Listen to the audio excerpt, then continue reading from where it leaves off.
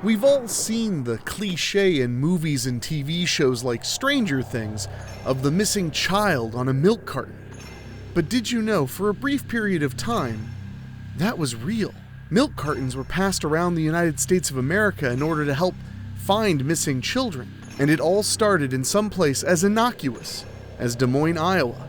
I'm Enrique Couto, host of Weekly Spooky, and let's dive deep into the story of the Paperboys of Des Moines. In the early 1980s, two young boys went missing under eerily similar circumstances. 12-year-old Johnny Gosch disappeared after delivering copies of the local newspaper on his usual route in Des Moines, Iowa. 2 years later, 13-year-old Eugene Martin disappeared while also working as a paperboy in Des Moines. Both boys vanished without a trace, only leaving behind their carrier bags full of undelivered newspapers. While these two cases can easily be seen as being connected, the United States in the late 1970s and early 1980s saw a drastic increase in missing children. After 1 million children went missing from their homes and neighborhoods, the term stranger danger was coined, along with the attempt to broadcast the missing on milk cartons, Johnny Gosch being one of the first ones. This wasn't the only national change, though. Because of the two missing paperboys, new laws and practices were adopted that would lead to an increase in children being rescued and even prevent them from disappearing at all. The case of Johnny Gosch and Eugene Martin is still fascinating to this day. Just like the countless other boys at 12 years old in 1982, Johnny Gosch would deliver newspapers to earn money. Each morning, he'd wake himself up before the sun rose, grab his canvas delivery bag, and begin his morning route, with the help and company of his dog Gretchen. The morning of Sunday, September 5th, was no different. Around 5:45 a.m., Johnny walked out of his suburban home in West Des Moines, Iowa. By 6 a.m., he'd arrived at a street corner to meet a delivery van who'd drop off bundles of the Des Moines Register. He and another young boy would begin sorting through the papers and folding them. After this, the boys went on their separate routes, tossing papers onto the porches of their well-known neighbors. About an hour and a half later, a Des Moines resident phoned Johnny's parents, asking where their morning paper was. They hadn't seen Johnny pass their house. Johnny was incredibly punctual, and this call was certainly concerning. So Johnny's father, John Sr., left his home to search for his son by himself. Just a few blocks from his home, John discovered Johnny's red wagon, piled high with newspapers and abandoned on a street corner. After his dog Gretchen returned home around 8:30 a.m., his mother Noreen called the police. In the early 1980s, law enforcement agencies across the United States were still using the 24 to 72-hour mandatory waiting period rule before officially filing a missing person report. This practice even stood with cases of missing minors, and the police very often treated these adolescents as runaways if there were no clear indications of otherwise. Johnny, unfortunately, fell under this practice. Officers from the West Des Moines Police Department didn't arrive at the Gosch family home until 45 minutes after Noreen had made the concerning call. Once they did arrive, the interviewer asked the most frustrating questions a parent can hear when their child has gone missing. Has your son ever run away before? After Noreen's motherly instincts pushed for police involvement, 30 officers were summoned to the area to help friends and neighbors search for the missing boy. However, they treated it as something of little importance. The police department and Department of Criminal Investigation were opposed to involving the FBI. They were even quoted as telling the Gosches, "We do not consider Johnny to be in danger until you prove his life is in danger." Even after witnesses came forward with information about strange vehicles asking Johnny for directions at 6 a.m, the police were reluctant. Johnny was spotted giving directions to a motorist just after receiving his bundle of newspapers. Shortly after this, John Rossi, a local, watched as a man in a blue car drove up to Johnny and began conversing with him. John thought this was a strange interaction because of how early it was, but after the car left, so did John Rossi. And that was, supposedly, the last time Johnny was seen before vanishing. Johnny's case grew colder as the weeks passed. No trace of Johnny, no leads, and no suspects. Noreen and John launched their own program to help fund searches for Johnny, the Johnny Gosch Foundation. Along with this, they launched an organization called the In Defense of Children program, where they would share child safety information in an attempt to prevent Johnny's fate from happening to others. Johnny's case quickly made headlines across the nation, solely from the efforts of Johnny's parents. Law enforcement were still acting as if Johnny was a runaway, so Noreen and John pushed for airtime on television and distributed over 10,000 missing persons posters with Johnny's picture. Although the Gosches were receiving a tremendous amount of support through the media, they also received a number of unwanted calls. False trails and cruel troll calls became normal for them. Numerous tips also came in with the caller claiming to be a psychic and knowing exactly what happened to Johnny, but each lead turned up nothing. In June of 1984, the Gosches, along with other parents of missing children, helped to establish the National Center for Missing and Exploited Children, the program that now leads the fight against abduction, abuse, and exploitation. Shortly after this, the Gosches lobbied for the Johnny Gosch Bill in Iowa, which forced police to immediately respond and take action when a child was reported missing. It was signed into law in Iowa on July 1st, 1984. Just 43 days later, this bill would become of use. In the early morning hours of August 12, 1984, 13-year-old Eugene Martin began his day just as Johnny had, though he was delivering on the south side of Des Moines rather than the west. Around 5 a.m., Eugene walked out of his house and made the short commute to the corner where he'd meet the delivery van driver.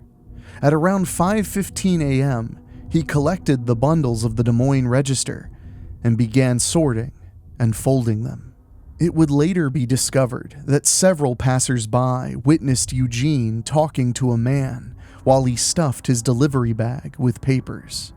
This was reported as seeming to be a friendly interaction and lacked any strangeness. Close to 6 a.m., a local woman from Des Moines called Eugene's paper route manager to ask why Eugene hadn't delivered her paper yet. Assuming the 13-year-old had overslept, the manager went to the corner where Eugene met the delivery man and found his delivery bag filled with rolled papers inside. The manager finished the task and delivered the papers himself, thinking Eugene had simply bailed on his job. After this, the manager went to Martin's family home to report this to Eugene's father, Don. Once he relayed the information, Don was immediately concerned. This behavior was certainly unlike Eugene, who was a responsible and timely young boy. Don quickly left his home and began searching the Southside neighborhood, but to no avail. At around 8:40 a.m., Don phoned the police. This was the first time the Johnny Gosch Bill was put to the test. The Des Moines Police Department immediately responded by sending out all-points bulletins, setting up roadblocks, and canvassing the neighborhoods, all within less than an hour. By the afternoon, the FBI became involved. The now retired officer James Rowley was one of the first officers on the scene. He recalled how quickly the department reacted and how, in his words, a lot of shoe leather went into the canvases. The search stretched from Iowa all the way to Mexico and Canada. Officer Rowley followed and chased down between 2,000 and 3,000 leads, but none were credible. As did Johnny's, Eugene's case grew colder as the months went on. And although the two cases closely resembled one another, authorities never formally connected the two. A few months after Eugene's disappearance, a local Des Moines grocery store began printing Eugene and Johnny's photos along with reward information on their paper bags in an attempt to attract tips and leads.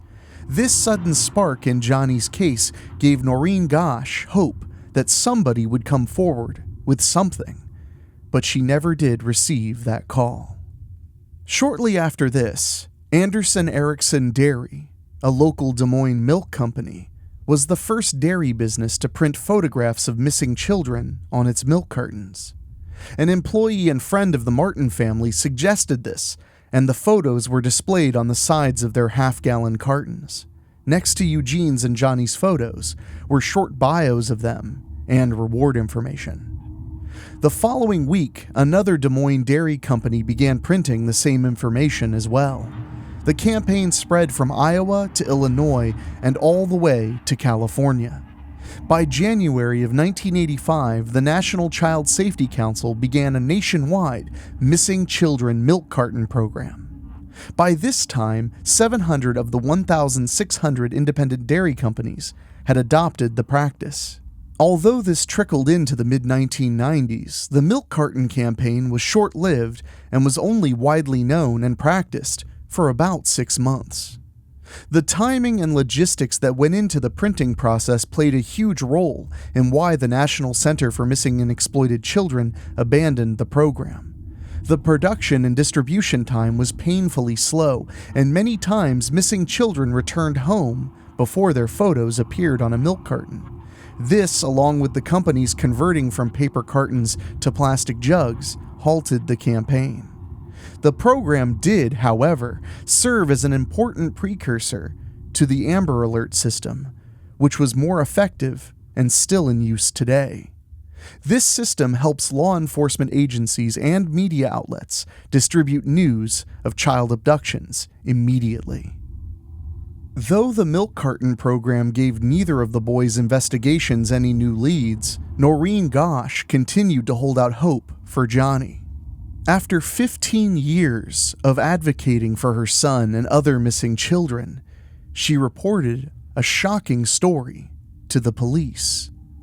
One early morning in March of 1997, Noreen told authorities she heard a knock on her door at around 2:30 a.m.